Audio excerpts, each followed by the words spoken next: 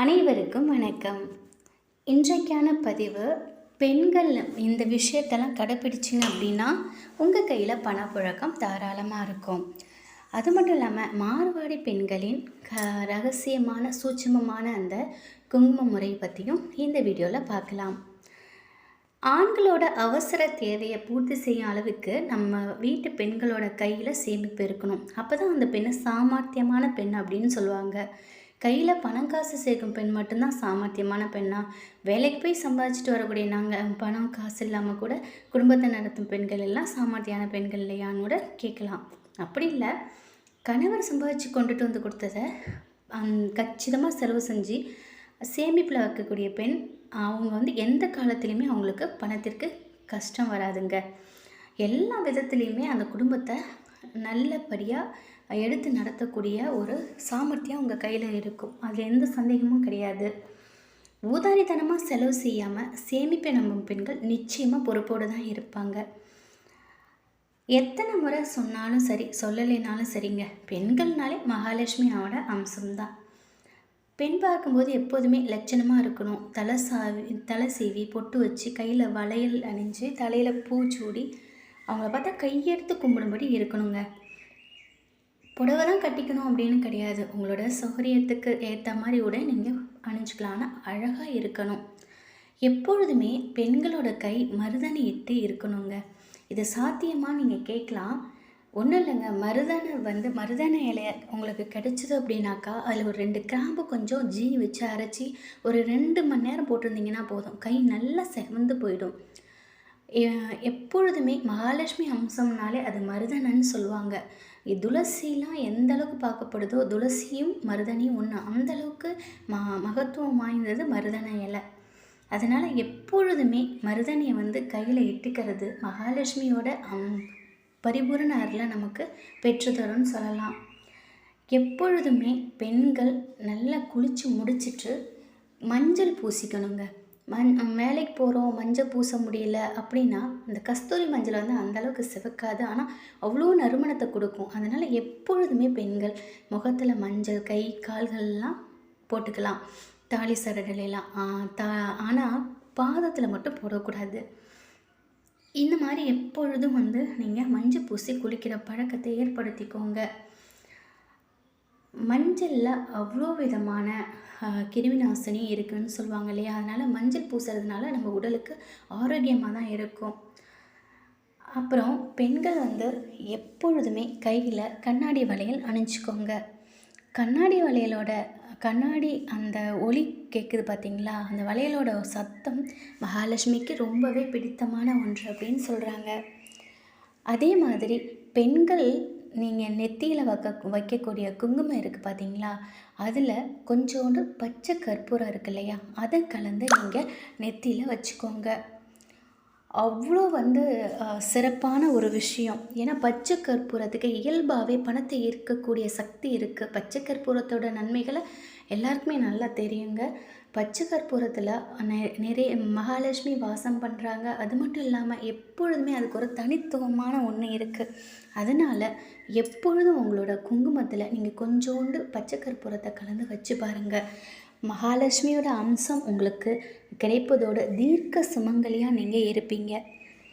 எப்பொழுதுமே இதெல்லாம் நான் சொன்ன அனைத்து விஷயங்களுமே மார்வாடி பெண்கள் அவங்க யூஸ் பண்ணுற என்னோட தோழி ஒருத்தவங்க சொன்ன விஷயங்கள் தான். அவங்க இதெல்லாமே இந்த டிப்ஸ் எல்லாம் ஃபாலோ பண்ணுறதுனால தான் அவங்க கையில் எப்பொழுதுமே பணம் புழக்கம் இருந்துக்கிட்டே இருக்குமா. நமக்கு எப்பொழுதுமே நம்ம சுத்தமாக இருக்கணும். நம்மளை சுற்றி இருக்கிற இடங்கள் சுத்தமாக இருந்ததுனாலே நம்ம வீட்டில் மகாலட்சுமி எப்பொழுதும் அவங்களோட அருளாசி நம்ம வீட்டிலையே இருக்குங்க.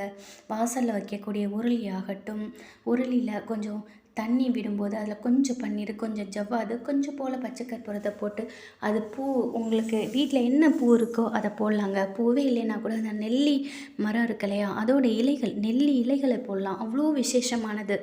அதை போட்டு வைங்க. சாமி பூஜை அறையை எப்பொழுதும் காலையிலையும் மாலையிலையும் விளக்கேற்றுற பழக்கத்தை வச்சுக்கோங்க.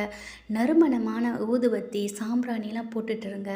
இதெல்லாம் நீங்கள் போட உங்கள் வீட்டில் ஆட்டோமேட்டிக்காக ஒரு நல்ல பாசிட்டிவ் எனர்ஜி வரதை உங்களால் உணர முடியும். சுத்தபத்தமாக இருக்கணுங்க. ஆடை எல்லாமே சுத்தபத்தமாக இருந்ததுனாலே போகுதும்.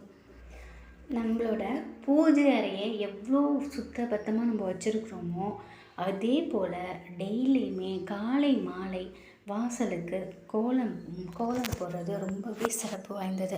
அது மட்டும் இல்லை, நம்மளோட நிலப்படி இருக்க இல்லையா, அதுக்குமே எப்பொழுதுமே முடியலைனாலும் செவ்வாய் வெள்ளியாவது நீங்கள் பூஜை பண்ணுங்கள். அதே போல் நம்மளுடைய பூஜை அறை எவ்வளோ க்ளீனாக இருக்கோ அதே மாதிரி நம்ம கிச்சன் வந்து க்ளீனாக இருக்கணும்.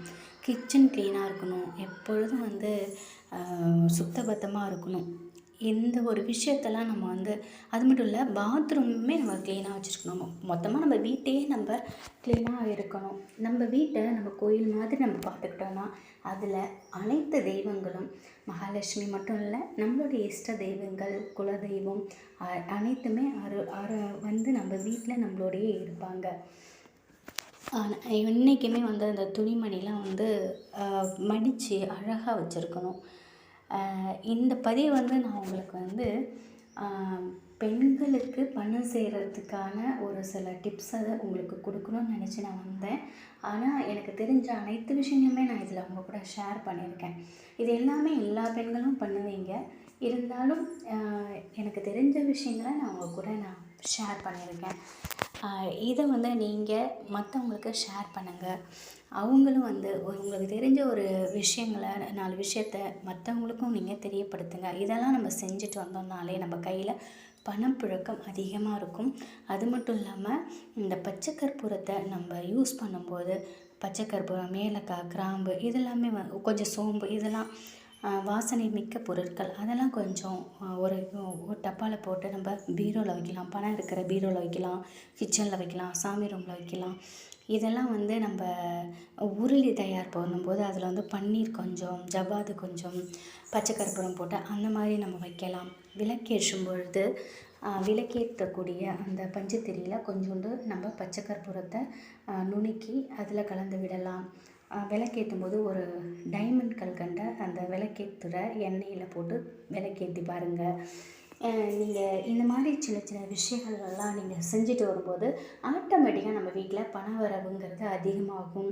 பாசிட்டிவ் நேர்மறையான எண்ணங்கள் நம்ம வீட்டில் எல்லாருக்குமே அதிகமாகும். இந்த மாதிரிலாம் நம்ம செய்யும் பொழுது நம்ம வீட்டில் கடன்கிற ஒரு பேச்சுக்கே இடம் இருக்காது. எப்பொழுதுமே பணம் வரவு ஏதாவது ஒரு ரூபத்தில் நம்ம வந்துட்டு தான் இருக்கோம். நமக்கு ஆரோக்கியத்தை கொடுக்கும். நமக்கு எல்லாத்தையுமே அனைத்து கஷ்டங்களையும் தாங்கி அடுத்த ஸ்டெப்புக்கு போகக்கூடிய ஒரு மன உந்துதலை கொடுக்கும். இதெல்லாம் சின்ன சின்ன விஷயங்கள். இதெல்லாம் நீங்கள் செஞ்சு பார்த்துட்டு வரும்போது உங்களுக்கு ஒரு மிகப்பெரிய அளவில் நீங்கள் வெற்றி காணலாம். அது மட்டும் இல்லை, காலையில் எப்பொழுதும் எழுந்திரிக்கக்கூடிய ஒரு பழக்கத்தை ஏற்படுத்திக்கோங்க. காலையில் இந்த ஒரு 3 to 5 ஏஞ்சி நம்ம விளக்கேற்றினாலே நம்ம குடும்பத்தில் இருக்கக்கூடிய அனைத்து வித கஷ்டங்களும் நீங்கி நமக்கு வருவாய் அதிகரிக்கும், ஆரோக்கியம் அதிகரிக்கும். நமக்கு என்னென்னலாம் தேவையோ அனைத்துமே நமக்கு கிடைக்கும். இதெல்லாமே வந்து நீங்கள் செஞ்சுட்டு பாருங்கள். நிச்சயமாக இதில் ஒரு வெற்றி காண்பீங்க. முக்கியமாக பெண்கள் வந்து மஞ்சள் பூசி குளிக்கிறோம், நம்ம வந்து தலை நிறைய பூ வச்சுக்கிறோம், கையில் கண்ணாடி வளையல் போட்டுக்கிறோம். அதே போல் காலில் கொலுசு, மெட்டி இதெல்லாமே போட்டிருக்கும் பொழுது மறக்காமல் கண்களில் இந்த கண்மையை விட்டுக்கோங்க. உங்களுக்கு இருக்கக்கூடிய கண் திருஷ்டி எல்லாமே அகன்று போகும். இதெல்லாமே வந்து சின்ன சின்ன டிப்ஸ்லாம் நம்ம பெரியவங்க சொல்லி வச்சுருக்கக்கூடிய சின்ன சின்ன விஷயங்களை நம்ம கடைப்பிடிச்சிட்டு வந்தோம்னாலே நம்ம வாழ்க்கை வந்து ரொம்பவே சந்தோஷமாக மாறும். இதெல்லாமே வந்து செஞ்சு பாருங்கள்.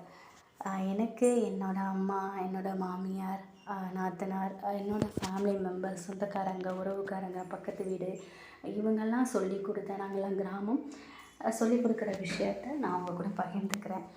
இதெல்லாம் வந்து சின்ன சின்ன விஷயந்தானேன்னு நினைக்காம இது எல்லாமே நம்ம முன்னோர்கள் நமக்காக சொல்லி கொடுத்துட்டு போன பழக்கத்தை நம்ம ஏற்படுத்திக்கிட்டோம்னா நம்ம வாழ்க்கையில் ஜெயிக்கலாம். நம்ம கையிலையும் பணம் புரளும், நம்மளும் ஒரு அந்தஸ்தில் இருக்கலாம். மகாலட்சுமியோட பரிபூரண அருள் நமக்கு கிடைக்கும்.